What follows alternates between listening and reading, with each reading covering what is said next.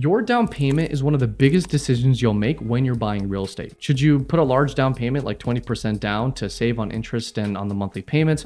Or should you put 3% down to save some money and have more cash on hand? So in today's video, I'll cover 5 key strategies to help you choose the best down payment for your situation, plus how to pay less on your mortgage so you're not overpaying with interest, and some bonus tips on mistakes that I see all the time buyers make when they're buying real estate. And if you don't know me, my name is Stef and I'm a licensed loan officer, so I help people give the best loan options for their properties. So I'm going to talk about down payment options through John, who I've completely made up. Okay, so let's say John comes to me and he's like, hey, I want to buy a house because I want to impress my girlfriend. Okay, great. But his girlfriend makes him buy expensive clothes and jewelry. Interesting. So he doesn't have a lot of monies. What are his options, right? Well, if he's buying a single family home, he's got 3 loan options. Okay. If you're a veteran, you can do a VA loan, but if you're not, you can do a conventional or FHA loan. Conventional loans require 3% down, 640 credit score. FHA is 3.5 down with a 580 credit score. He learns that he could use these programs to keep more cash on hand, but higher loan amounts mean higher payments, interest, and PMI. Okay. Now, if John wanted to buy a multifamily property, right, and use that as primary, he could either do conventional 5% down or FHA 3.5 down. For investment properties, if John was suddenly feeling lucky, he could do a 25% down program with conventional 640 score. Those require full documentation, or you could do a DSCR loan, which requires no income, no debt verification. Okay. But let's say John just wants a single family home, right? So he finds a $400,000 home that he thinks his girlfriend would like. He wants to surprise her with this home. Side note, don't ever do this. Don't ever buy property for your significant other without telling them. Usually doesn't work out. Anyway, so with this $400,000 home, we decide that a conventional loan is the best fit for him. So purchase price $400K, he's got a credit score of 720, makes about $90,000 a year. As the young kids say, he's cooking. We're going to put 3% down, which is 12 grand, and his closing costs are 13K. Total cash to close is roughly around 33,000. Okay, let's look at the numbers monthly and let's see how it breaks down for John here. Well, we got his loan amount of 388 plus his interest rate of 6.875. You take all the numbers you guys see here on screen, and that's going to give us a total monthly payment of $3,472 a month. Okay, great. Some things to note. He's going to have to pay a total interest of the life of the loan, $529,000, but he's got appreciation every year now, 3 to 6%. And how that looks is his property value in 2 years is going to be $431,000, as it currently is $400,000. So about 7.85% in cumulative appreciation. Not bad, okay? But wait, John remembers he has $63,000 in his retirement. So he can pull money out and put more money down. Awesome. So let's look at his new numbers, putting 20% down. This is fantastic. Okay, if he's putting 20% down, this is a new loan amount, 320. Okay, he's got a 6.9% interest rate. Yes, rates are higher when you're putting 20% down, slightly, not too much. His monthly principal and interest is 2102 with the same taxes and insurance. His old payment is versus his new. He's saving about $640 a month. All right, not bad, right? By the way, if you want a free calculator, you can click on the link in the description below to access a free tool that's going to help you decide basically if you should wait to save the 20% down or buy now and pay PMI. I hope that helps. So back to John, he's excited because now he can put all of his money down because he has his retirement fund. Awesome. But then something happens that's terrible to John. He learns that his retirement account was actually a crypto scam and now it's all gone. And that's John there. No longer is he happy. He's sad. So what do you think John should do? Wait to save for the 20% down or buy now at 3% down as a first-time home buyer? Here are the pros of waiting to save for the 20% down. He'll get no PMI, he'll get lower monthly payments, and he'll get more equity when he buys the house. But the problem with that is that it might take a very long time to save that 20% down for a home around the $400,000 price range. He might even miss out on a home that he really loves or the appreciation of that home. And then also while he's saving, he's still paying rent, which doesn't build equity. Hey, really quick, are you finding this video helpful? If you are, can you do me a favor and subscribe? I really want to grow this thing to continue to build value for people that want the best mortgage options, whether they're buying or they're refinancing. So if you do that, I appreciate it. Let's get back to the video.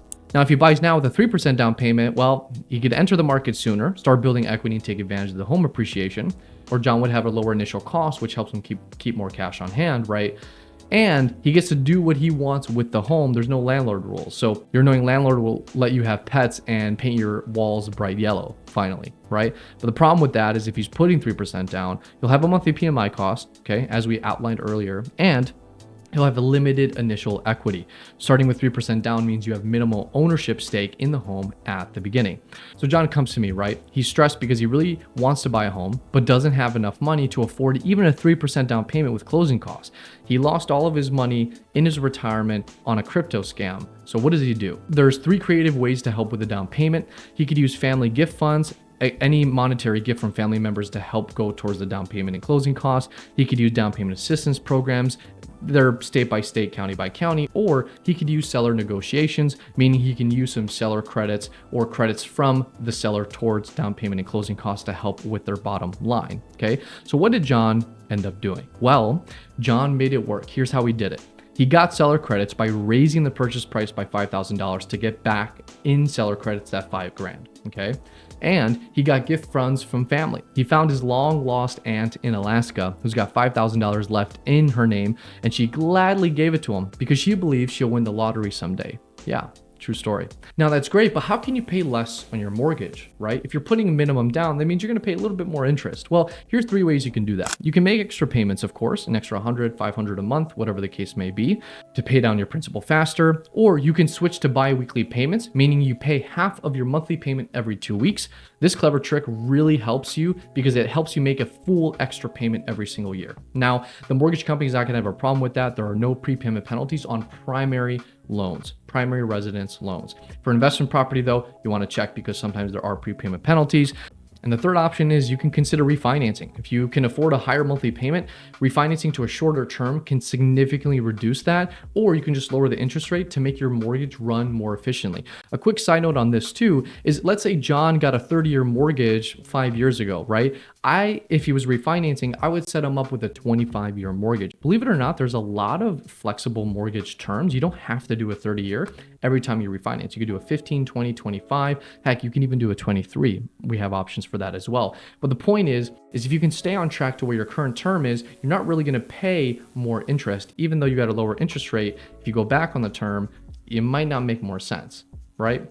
But how are people losing a lot of money and financially stressed? There's 2 common things that I see with a lot of people when they're buying real estate. And if you overlook these mistakes, you'll put yourself in a financially worse position. The first thing is that they overextend their finances and they do not establish an emergency fund, right? An emergency fund that's healthy could be 3 to 6 months of your payments of your expenses, okay? And the second thing is forgetting to factor closing costs and moving expenses, right? Whether you're buying a primary house or investment property, closing costs are something that the buyer is responsible for. And usually that's 3% of the purchase price. So John was glad to have the gift money and the seller credits because that helped cover the closing costs, meaning he only had to worry about the 3% down. So before we wrap up, here's my honest opinion on like large down payments versus low down payments, especially if you're buying a primary. For an investment, you have no choice. I'd rather take that 20% down and invest it to get an 8 to 10% return year over year. Take that and multiply it by 30 years. If I'm doing that, I'm winning, right? I'd rather take that money and invest it than put all the money and all the stock into the equity of my home. That's just what I think. I don't want to pay my landlord's mortgage. I'd rather pay my own and get tax and appreciation benefits instead of waiting because housing is just going to get more and more expensive, okay? The next thing is if life is too unstable and you want to be mobile, then rent, honestly. Like live out of an RV. Don't buy unless you want to buy rental properties. Doesn't matter to me, right? If you're too unstable, you got a lot of things moving. You don't even know if you're going to be in that state anymore, right? Unless you're buying rental properties, like don't worry, don't buy the property, okay? And then do what you want. Everyone's different. Like I honestly don't care. Everybody's situation is so different that my advice can only be vague in general because it's really case by case. So if you have any more questions on what you should do, my contact info is in the description. You can book a quick call and I can help you. So your down payment can really shape the decision of what your life's gonna look like, especially in real estate, right? You could put more money down, not pay PMI and save on interest, or you could put less money down and be more liquid, keep more cash on hand. Either way, it depends on your situation. To take this strategy even further, I made a quick video on refinancing and how to be able to scale your portfolio by refinancing the right way and not losing money on the current properties that you own. So my name is Stef and I hope you found value in this. Thank you.